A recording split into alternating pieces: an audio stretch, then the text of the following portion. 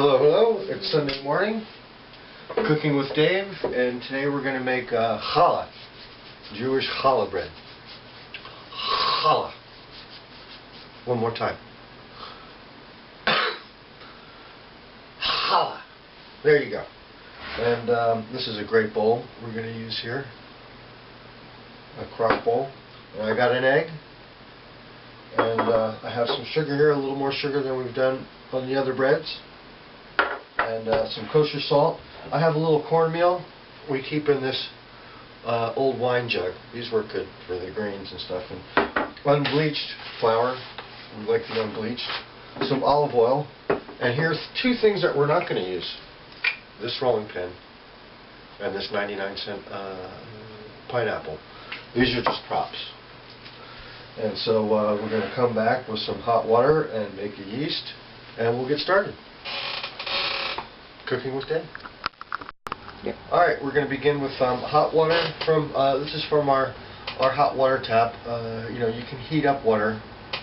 My guess is it should be 118 or something. It's hot water until you can see just steam coming off it a little bit when you pour it. And I'd say that's about a cup, maybe a little less. And yeast-wise, we usually do a teaspoon or a teaspoon and a half. And I give this one almost 2 heaping teaspoons. And then sugar, I'm going to put in a tablespoon of sugar.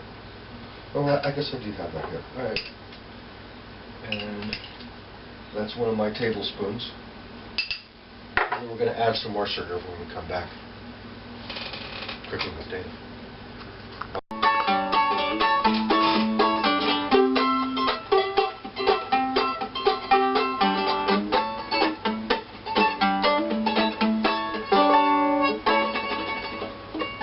Right, we're back. The yeast has foamed up here. It's been about 10 minutes. I checked the water temperature. Betty did with the thermometer. Say hi, Betty. Hello. And the water was about 104, 105 degrees. And we'll start adding some flour here. I start off with about a cup probably. And this is kosher salt. And I'd say this is just about a tablespoon. I put in a little olive oil. Let's call it a teaspoon. Or a drizzle. A drazzle. A drizzle followed by another drizzle. And I'd say that's a couple, maybe 2 more tablespoons of sugar. A good way to do this would be to measure everything. That's how normal people do it. Okay, and we throw in an egg. And one thing that the olive oil does is it keeps it from sticking to the sides and getting loopier. It makes it easier to work with. And we'll start to mix and start adding flour.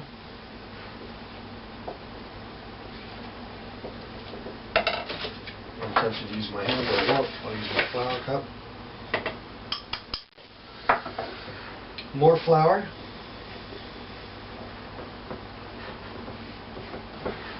To make a dough. And I think we pared down another couple of recipes so that we'd have one that makes one 3-braid loaf of challah. If I would have thought ahead, I would have made the double loaf.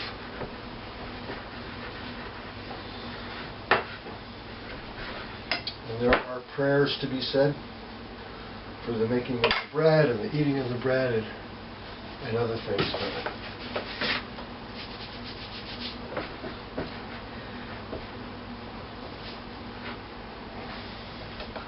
think we'll provide a link to that information. Or Betty caught me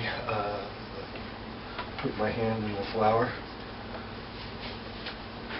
Shirt sleeves keep rolling down.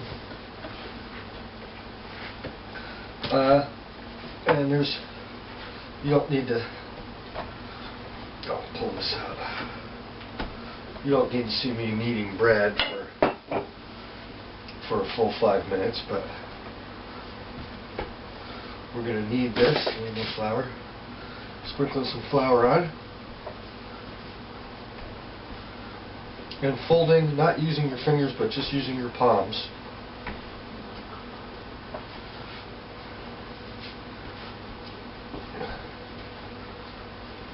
And kneading this into a loaf. So I'm going to put this loaf into a glass jar, coated with olive oil, and get it coated in there. Let it rise. I put it in the oven with the oven turned off, but the oven light turned on. That gives it a little extra heat. So it should be about room temperature with a cover over it for an hour. And then I'll come back and kind of push it down and work it again for another minute or two, which you may see or may not see.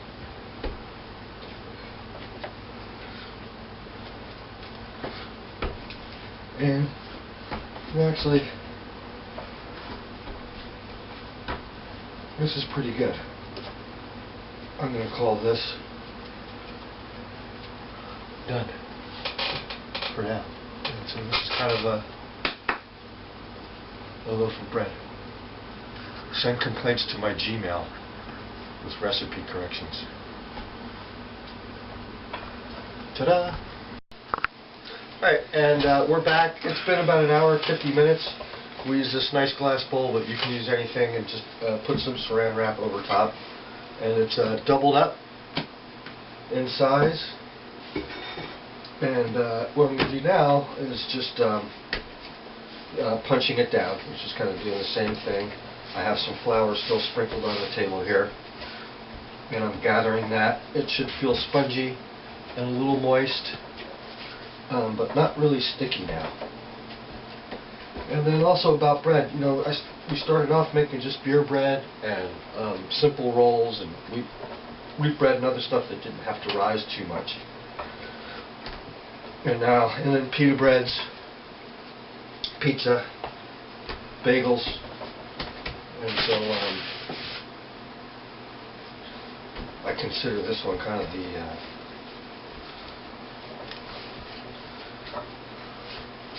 the next generation of their bread or something. And that's it. I don't handle it very long. You kind of pinch it down, and I fold over where the cracks are, and maybe it's just my own aesthetics, but try to make it more bread-like. I'm going to freshen this bowl with a little more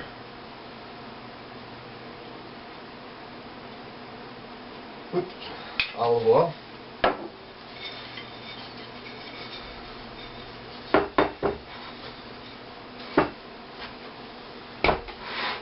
Recycle the plastic, maybe.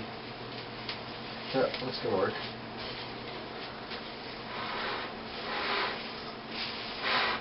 And we'll do this another half an hour or 20 minutes or so, and then we'll come back and we're going to make our braids.